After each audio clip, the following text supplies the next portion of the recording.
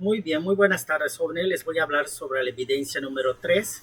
La evidencia número 3 consiste en realizar el análisis fónico y el análisis morfológico de un texto lírico. En la evidencia número 2 hicimos el análisis externo de un texto lírico, por lo tanto ustedes van a agarrar, me analizaron dos poetas, uno que yo les di y uno que ustedes me propusieron. Van a elegir uno de esos dos poemas con el que van a hacer la actividad. Esta actividad la vamos a hacer en binas o en pareja. Lo primero que tenemos que hacer es deben pegar el poema que van a analizar. Aquí pueden elegir uno de los dos autores de la actividad anterior. Yo les di uno y ustedes me propusieron uno. Van a elegir un poema. De ese poema, en mi caso voy a jugar con la letanía de mis defectos con el que hice el ejemplo que les expliqué. Y van a seleccionar dos párrafos para analizar. Si su poema tiene 3, 4, 5, 6, 7, 8 párrafos, etcétera, solo vamos a analizar dos párrafos. Usar este primer párrafo y ponen el párrafo que van a usar. Usaré como segundo párrafo este y van a poner ustedes el párrafo que van a analizar. Esos son los dos párrafos que voy a hacer el análisis fónico y el análisis morfológico. Para ello, después que haya puesto los dos párrafos, luego ponen como título lo siguiente: fónico-fonológico. El análisis fónico-fonológico es cuando analizamos la forma como el texto tiene sonido, tiene ritmo al momento de leerse. Por lo tanto, creo que los dio tiempo de hacerlo en el salón. Van a poner párrafo número 1, van a poner como subtítulo la métrica, párrafo número 1, y van a ubicarme todas las palabras agudas que hay en ese primer párrafo, todas las palabras graves y todas las palabras esdrújulas. Después van a poner ustedes como párrafo 2 y van a poner todas las palabras agudas, todas las palabras graves y todas las palabras esdrújulas del párrafo número 2.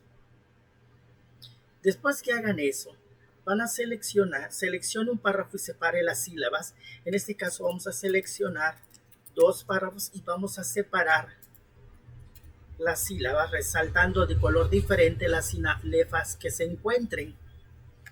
¿Ok? Entonces lo que vamos a hacer en este momento es pegar el primer párrafo, desbaratarlo, desglosarlo y poner acá, por ejemplo, ya separado por sílabas, decir cuántas sílabas forman, la segunda oración cuántas sílabas y cuántas sinalefas tiene. En este caso estoy diciendo que tiene 11 sílabas, la segunda línea tiene 11 sílabas con dos sinalefas, la tercera fila tiene 11 sílabas con una sinalefa y la cuarta oración tiene 11 sílabas y una sinalefa. Por lo tanto, mi primer párrafo está compuesto por 4 líneas en decasílabos y tiene 2 sinalefas, 3, 4 sinalefas. Esto que hicimos acá lo van a hacer también luego hacen el segundo párrafo y lo agregan igual, ya de aquí van a poner el segundo párrafo, hacen lo mismo, buscan la métrica, ¿sí? La separan por sílabas, resaltan las sinalefas de algún color, etcétera, etcétera. Después que hagan el segundo párrafo, con base a la métrica identificada, rellene la siguiente tabla. En el primer párrafo tiene 4 sinalefas. El segundo párrafo tiene tantas sinalefas. Así lo van a hacer. Después me van a poner el tipo de oraciones, justificando la respuesta. Justificación del primer párrafo. Todas las oraciones son en decasílabos, ya que al separar las sílabas la conforman 11. Conformada por 4 sinalefas, más que nada conformada, no, porque estoy repitiendo la misma palabra.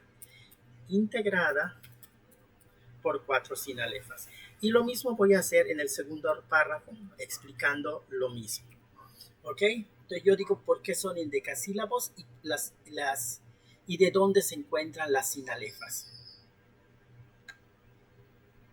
Después viene el tipo de estrofa. Pongo párrafo 1 y digo que es un cuarteto. A lo mejor el párrafo 2 es otra cosa, no lo sé. Entonces yo voy a poner párrafo número 1, es un cuarteto porque sigue las reglas básicas del sistema ABA. En la oración A, blasfema, rima con la oración A del final, quema. La oración B de la línea 2 con la B de la línea 3 riman, desdeñosa y rosa. Además que todas las oraciones son en decasílabas. Esto que tenemos acá. Para poder hacer todo esto, yo les pido que se apoyen de esto. Esta oración ya la tienen. Acá dice qué tipo, cómo se le llaman las oraciones. Acá dice qué tipo de párrafo es, y este texto les va a ayudar a ustedes a justificar y a sustentar su respuesta. ¿Ok?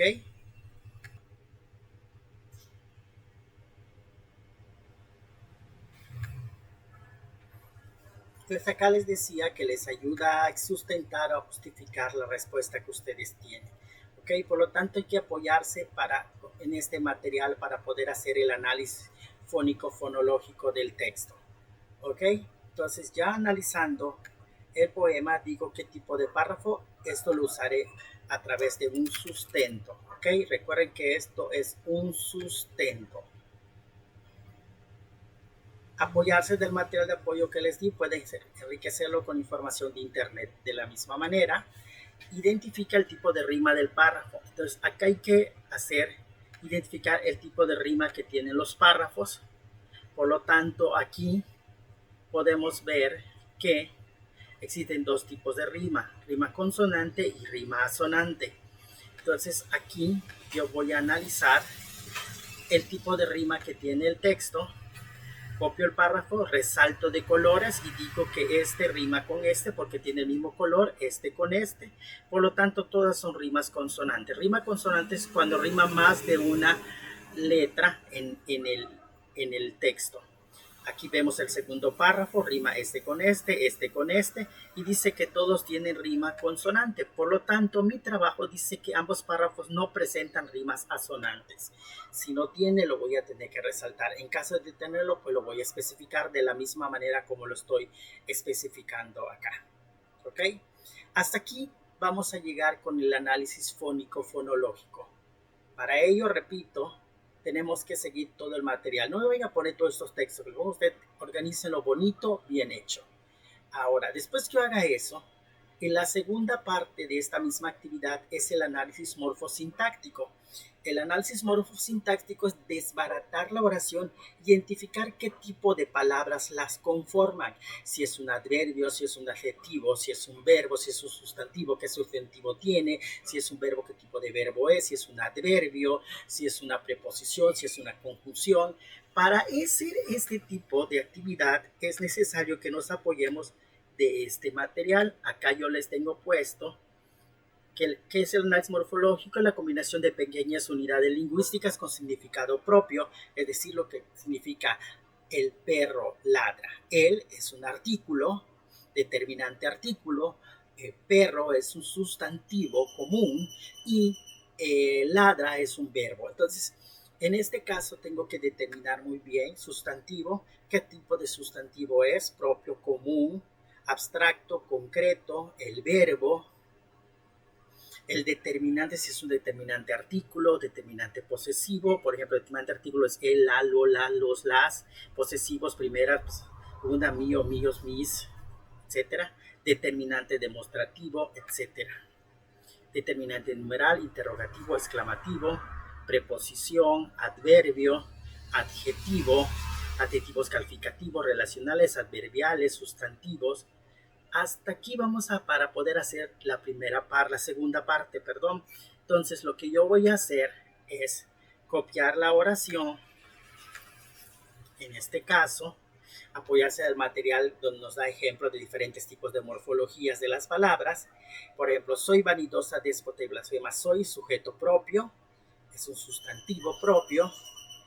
Vanidosa es adjetivo calificativo, déspota adjetivo calificativo, adjetivo calificativo. Aquí está fácil.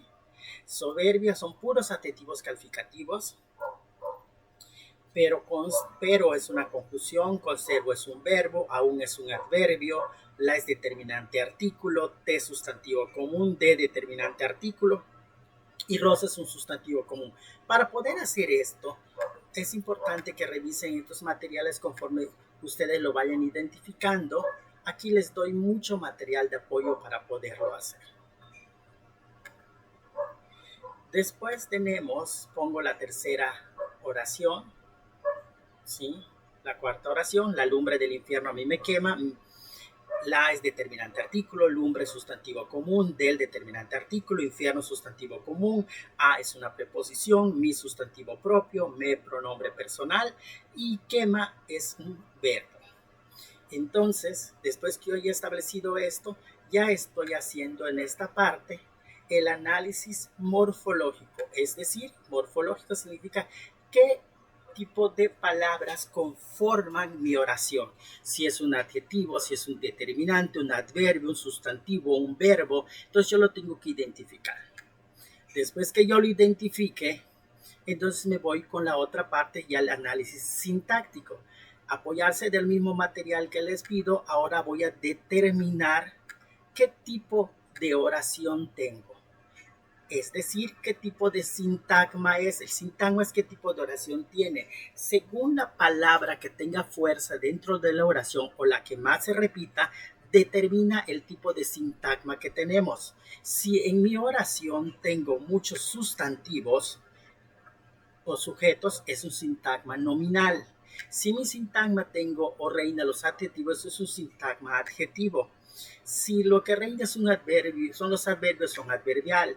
Sintagma verbal si es un verbo y un sintagma preposicional si es una preposición. Ahora, hasta aquí. Yo voy a determinar el tipo de sintagma que es. Para poder determinar el tipo de sintagma que conforma la oración, entonces les comentaba que para determinar el tipo de sintagma u oración que tenemos pueden ser, como les decía, nominal, adjetivo, adverbial, verbal o preposicional. Ejemplo, la oración número 1, soy vanidosa, déspota y blasfema. Ya tengo determinado la morfología. Ahora, resalto cuáles son los que más hay. Adjetivo calificativo, adjetivo, adjetivo calificativo. Por lo tanto, es un sintagma adjetivo. En este caso, es un sintagma adjetivo porque lo que predomina y tiene fuerza dentro de la oración son los adjetivos calificativos. Esa es la primera oración del primer párrafo. La segunda oración, soberbia, altiva, ingrata, desdeñosa, puros adjetivos calificativos, es fácil identificar. Es un sintagma adjetivo. En este caso, el sintagma adjetivo porque toda la morfología está compuesta por adjetivos calificativos. ¿Ok? Ahora, la tercera oración. Aquí algo interesante. Tenemos tres palabras fuertes. El verbo, el sustantivo común y el sustantivo común. Vemos que las dos que tienen fuerza acá son los sustantivos, tez y rosa, porque si yo quito estos dos sustantivos se pierde la idea de la oración. Por lo tanto, es un sintagma nominal porque los que predominan y tienen fuerza son los sustantivos. Después viene la última oración. En este caso es un sintagma nominal porque las dos palabras que le dan fuerza a la oración son sustantivo común. Es decir, que si la modificamos del lugar pierde sentido la oración y si no se está de la misma manera no se tiene sentido la oración. Y si no está de la misma manera no tiene sentido la oración. Después vemos la cuarta oración y vemos que aquí predominan los sustantivos, sustantivo común, sustantivo propio. Es un sintagma nominal porque la morfología de la oración está compuesta por más sustantivos, tiene dos sustantivos común y uno propio. Por lo tanto, así logramos identificar el tipo de sintagma, porque se repiten más y porque tienen mayor fuerza. A veces no se repiten más y los tenemos así uno, uno, uno, entonces tenemos que ver cuál tiene mayor fuerza. Hasta aquí va a llegar la tarea que quiero que analicemos, quiero que lo lleven el primer día de clase para que hagamos una revisión entre todos, porque lo más seguro es que se entreguen el segundo o tercer día de clase para que se suba en la red. De todas maneras, dudas que tengan, me vayan comentando en el aula de Classroom. Esto es lo que comprende la tarea, jóvenes. Espero que les haya quedado claro.